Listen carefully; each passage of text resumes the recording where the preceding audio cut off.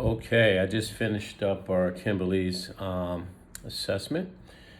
Some of the things that I got from her assessment, specifically speaking about her in-body test, I noted that she is about 25% body fat and about 61% lean muscle. I guess the ranges of lean muscles around 60 to 90%, and anything less than 6% or so in women could be considered a little unhealthy. So some of her goals obviously is to lean up. She wants to definitely lean up. She wants to lose some weight, about 10 pounds. She's about 147 pounds at the moment. And she there's a couple other things. So we went through the movement assessment, and I put it through a series of tests. She did the air assault bike. Well, not the air assault bike. Kimberly did not want to go into the gym because of COVID, so she was a little skittish about that. So I just utilized the bike that I have in my house. I set it at 2 full turns on the bike, and that'll be my standard for measuring that going forward, 2 full turns.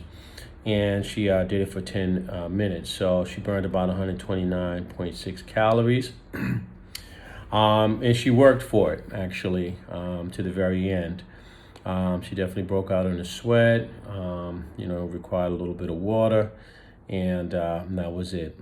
So then we went into the other things that I set for her, which was the glute bridge.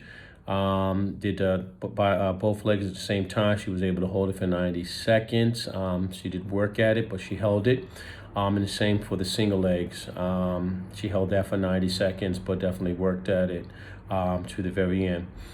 She did less than 1 full pull-up.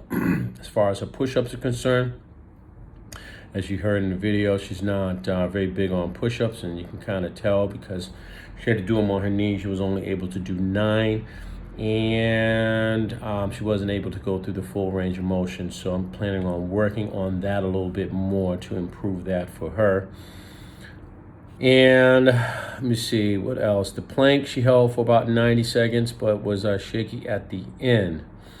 Overall, at the very end, she felt like she got a pretty decent workout just from those small tests.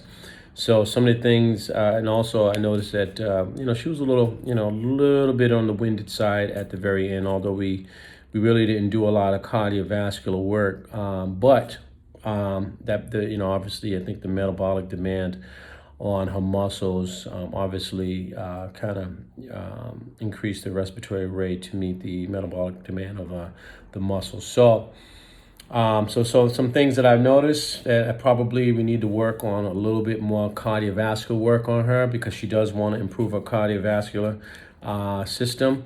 She did state that she does swim, and she swims, she does laps in pools, but she's not able to do back and forth. She always stops at the under end of the end, and she would like to go back and forth a couple of times. So she wants to work on her cardiovascular system. And also I think a little muscle endurance work would be helpful for her too. Like I said, she does not want to go into the gym, so Kimberly is going to take an assessment of what she has in her house, and most of her work is going to be done inside her house, or while the weather is nice up here in New England, she'll do some work outside. She does walk a lot. She walks 5 days a week, 3 miles per day. She also does 6 miles per day on the weekend, so that's not bad there. And so that's pretty much it. So the program I'm going to build is based on a lot of cardiovascular work, a lot of full body work, some resistance. She has bands and things like that, so we'll utilize that and try to incorporate that into her work. We will work on cardiovascular system through walk, and then progressively get it to a running, and probably try to improve her split times in that way to get a cardiovascular system up. So it'd be a lot of MAP 10 work in the very beginning of this program, with an accumulation of that work going forward.